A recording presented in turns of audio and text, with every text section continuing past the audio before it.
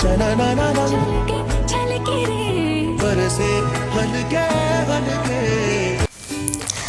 Guys, അപ്പോൾ നമ്മളിന്ന് ചെയ്യാൻ പോകുന്നത് എന്താണെന്ന് വെച്ചാൽ നമ്മുടെ 3 സൈസ് ഫ്രെയിം ഉണ്ട് ഇവിടെ. അപ്പോൾ ഇതൊക്കെ നമ്മൾ സെറ്റ് ചെയ്യാൻ വേണ്ടി പോവുകയാണ് കേട്ടോ. അപ്പോൾ ഇത് ഫസ്റ്റത്തത് നമ്മളെ A4 സൈസാണ്, മറ്റേത് A3 ആണ്. A3 സൈസ് വരുമ്പോൾ 12x12 ആണ് വരുന്നത്, സ്ക്വയറാണ്.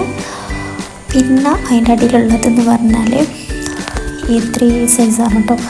അപ്പോൾ അതിലേക്ക് A3യിലേക്ക് സെറ്റ് ചെയ്യാനുള്ള ഫോട്ടോ എന്ന് പറഞ്ഞാൽ ഈ ഒരു വെഡ്ഡിങ് ഫോട്ടോ ആണ് കേട്ടോ. A3 നമുക്ക് സെറ്റ് ചെയ്യാനുള്ളത്. പിന്നെ നമുക്ക് ഈ ഒരു 12x12 ഫ്രെയിമിൽ സെറ്റ് ചെയ്യാനുള്ളത് ഈ ഒരു മുത്തശ്ശീൻ്റെ ഫോട്ടോ ആണ്. അതിൽ വൈറ്റ് ബോർഡറൊക്കെ നമുക്ക് റിമൂവ് ചെയ്യാം. പിന്നെ നമുക്ക് A4 സെറ്റ് ചെയ്യാനുള്ള ഫോട്ടോ എന്ന് പറഞ്ഞാൽ 4 കൊളാബ് ചെയ്തിട്ടുള്ള ഫോട്ടോസാണ്. അപ്പോൾ ആ ഒരു ഫോട്ടോ മാത്രം നമുക്ക് സെറ്റ് ചെയ്യാം. പിന്നെ ഇത് പറഞ്ഞാൽ ഹെന്ന കൊണ്ട് ഒരു പേജ് ഉണ്ട്. അപ്പോൾ അതിലേക്ക്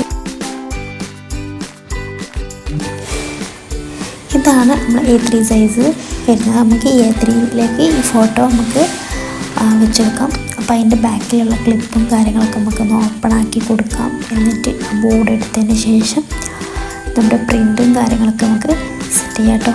നമുക്ക് അത് എടുക്കാൻ കഴിയുന്നില്ല, കത്രികനോടൊക്കെ എടുക്കാം.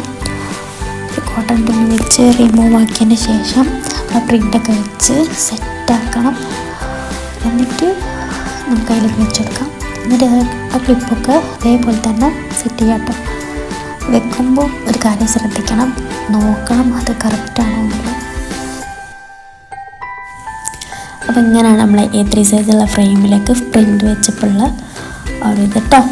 ഇനി നമുക്ക് നമ്മുടെ മറ്റേ ഫ്രെയിം സെറ്റ് ചെയ്യാം. അതായത് നമ്മൾ 12x12 ഫ്രെയിം ഉണ്ടല്ലോ, അത് സെറ്റ് ചെയ്യാനുണ്ട്. അതേപോലെ A4 സെറ്റ് ചെയ്യാനുണ്ട്.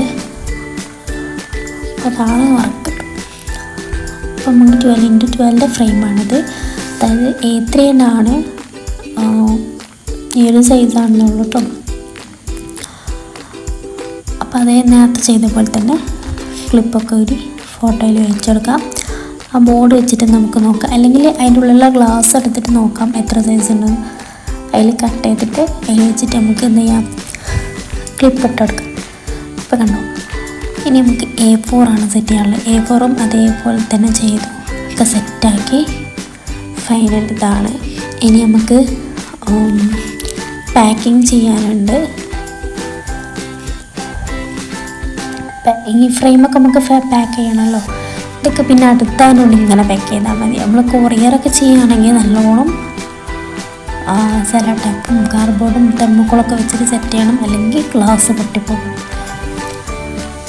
അപ്പം നമുക്ക് അതിൻ്റെ ഫൈനൽ ലുക്ക് കണ്ടാലോ. ഇതാണ് നമ്മുടെ ഫൈനൽ ലുക്ക് കേട്ടോ. ഇങ്ങനെ ഇഷ്ടമായാൽ ലൈക്ക് ചെയ്യുക, സബ്സ്ക്രൈബ് ചെയ്യുക. ടാറ്റാ.